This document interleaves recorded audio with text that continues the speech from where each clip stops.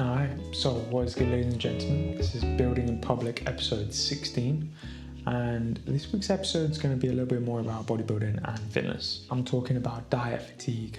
Now, this is one of those things that I encountered over the past months that I kind of negated, I kind of pushed past, and I kind of avoided it when I shouldn't have. Now, what is diet fatigue? Well, when you're cutting, you want to lose weight, you want to get leaner, you want to do a proper cut, you go into a calorie deficit. And what can happen to your body if you're in a calorie deficit for too long is called diet fatigue.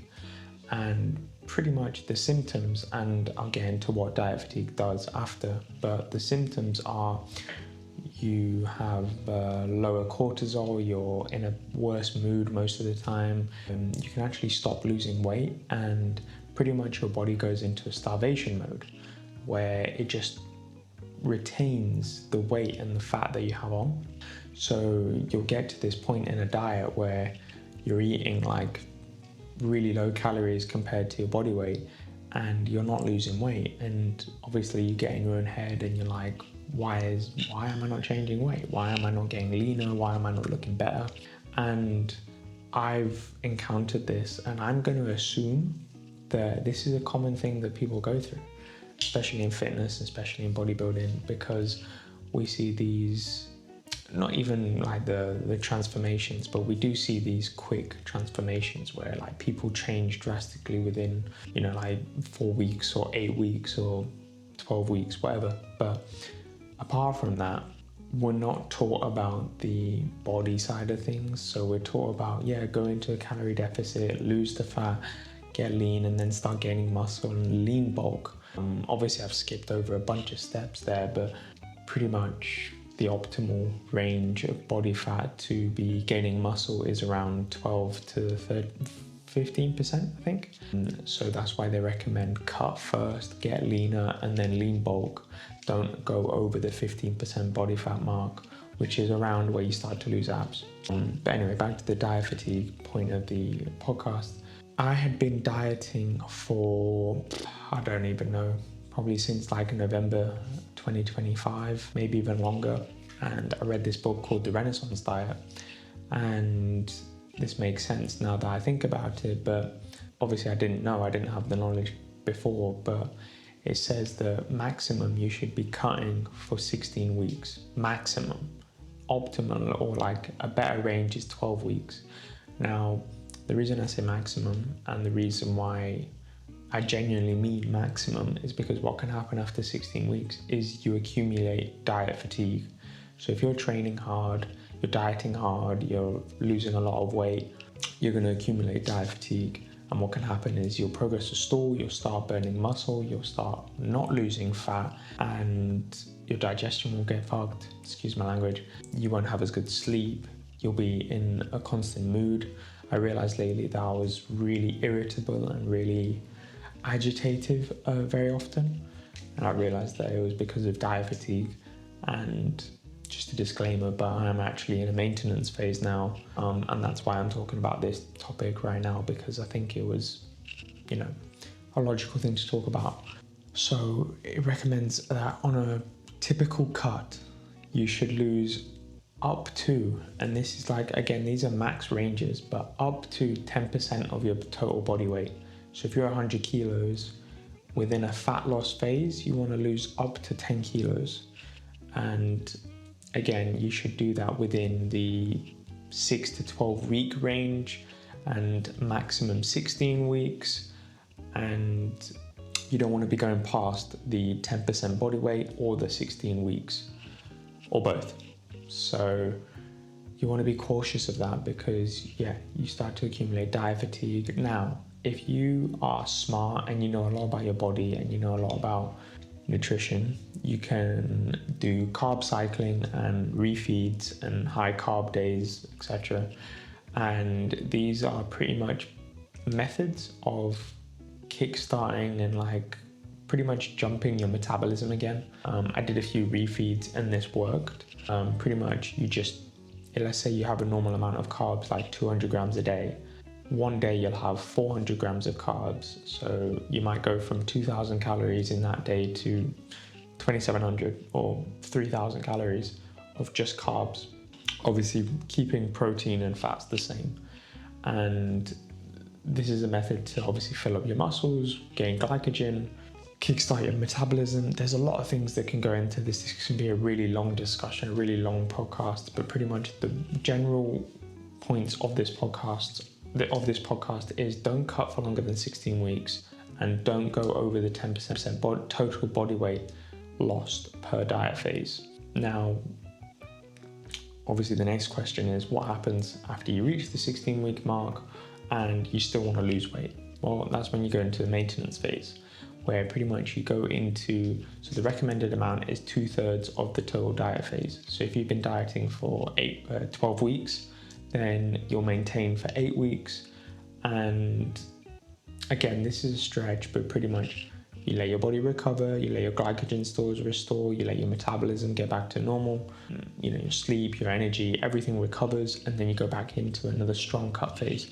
This is how you should typically do things. So that's what I'm doing now. I'm in a maintenance phase. I'm going to be maintaining for about a month, I think, see how I feel and then adjust accordingly. Yeah, so going back to the cutting phase, the other thing I wanted to talk about is don't neglect carbs. We have a common tendency to completely neglect carbs. We're like, okay, I want to lose weight, I want to lose fat, I want to get leaner, I'm just going to get rid of carbs. But this is not the right thing to do. Your muscles, especially when you're training hard, your muscles need carbs. They need glycogen. They need carbs. Pre and post workout are practically not essential, but they're very important. And these are the most important times of the day to get in your carbs, pre and post workout. And you want to be getting a little bit more carbs post workout. And you also want the carbs to be fast digesting, like rice. This is because pre-training, you want the carbs for energy to perform well in the gym, and then post-training, your muscles are in a depleted state and you want to refill them with glycogen and carbohydrates as quickly as possible after your training with an adequate amount of protein as well. What I've been doing is I've been eating an hour and a half before my workout, and then I work out for about an hour, hour and a half, and then straight after my workout, I have another meal. And they both are the same amount of protein, same amount of fats, and then they just have a little bit more rice, a little bit more carbs. Have more carbs after my workout. This has been really beneficial for me. I've been gaining muscle, I've been losing fat, I've been feeling really good, and I've been having amazing gym sessions. So yeah, another thing that could be affecting your cut or your diet fatigue is meal spacing. So if you're only having 1 to 2 meals a day, this isn't the best way of doing things. You want to be splitting your meals 4 to 6 times per day, ideally. Obviously, jobs and schedules can vary, but ideally you want to be eating at least 4 meals a day, and ideally 4 to 8 meals a day, really. I eat 5 meals on training days and 6 meals on rest days. This has helped me tremendously because I was doing OMAD, which is 1 meal a day, or I was doing 2 meals a day, which was 1 pre-workout, 1 post-workout, and then I wouldn't eat until the next day. And just don't do this. Just don't even try it. It's bad for your digestion, it's bad for your sleep, it's bad for your recovery, it's bad for your metabolism. It's just stay away. If you're doing that harsher cut where you can't do it any other way, because the reason of doing OMAD and 2 meals a day is overindulging on certain meals. If you can't stick to a deficit with 5 to 6 meals a day, then your deficit is too low, quite simply. Or you're just not eating the right foods, like health-wise or nutrition-wise. If you're getting clean sources of protein, clean sources of carbs, like rice, like bread, like fruits, vegetables, and with protein, if you're not getting like your chickens, your meats, your beef, fish, and like eggs, stuff like that, fats, again, olive oil, eggs, nut butter, stuff like that. If you're not getting your nutrients from quality sources, then you will be hungry. But if you do the nutrition side of things right, so if you are getting in the amount of carbs and the good amount of carbs that you need to be getting, and the fats and the protein, the deficit won't be difficult, or it shouldn't be, unless you're pushing it too hard, or unless you're in a very specific phase of like a bodybuilding show prep. So yeah, meal spacing and meal timing, you want to be eating your meals even spaced apart. So if you have 5 meals a day and you wake up at 8, I eat around every 2.5 to 3 hours. So there you go, you can use that as a reference. But you want to be eating the same amount of protein approximately every single meal, and you want to be eating your meals evenly spaced apart. Sleep is another essential part of cutting the gym life in general.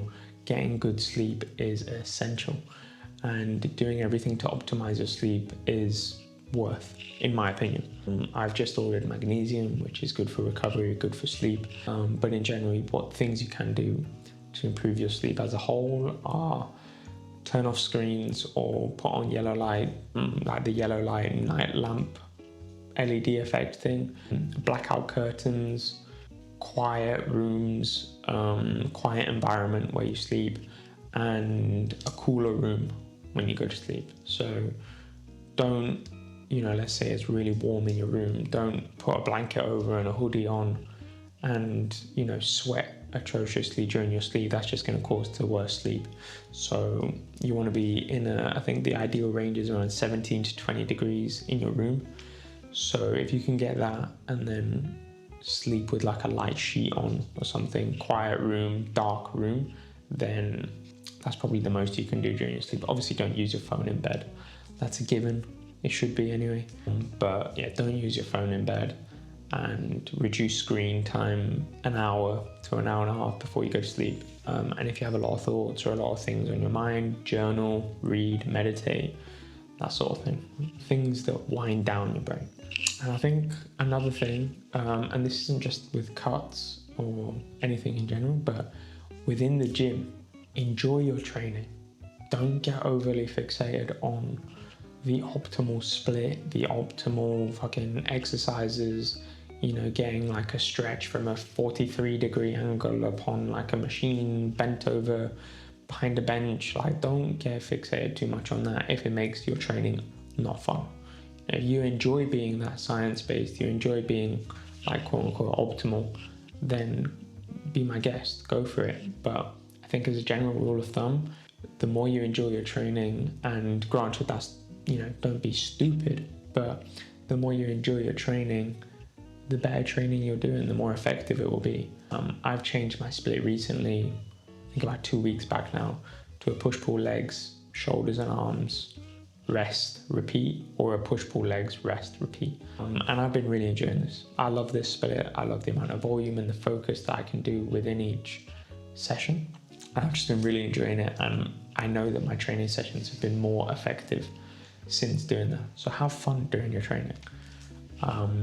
So yeah, I think that's everything on like a kind of mixed bodybuilding discussion about diet fatigue, cutting too long, training, maintenance, sleep, recovery. It's a little bit of a general thing that I've been looking at lately because I'm focusing on bodybuilding now because I love it. Honestly, I love training.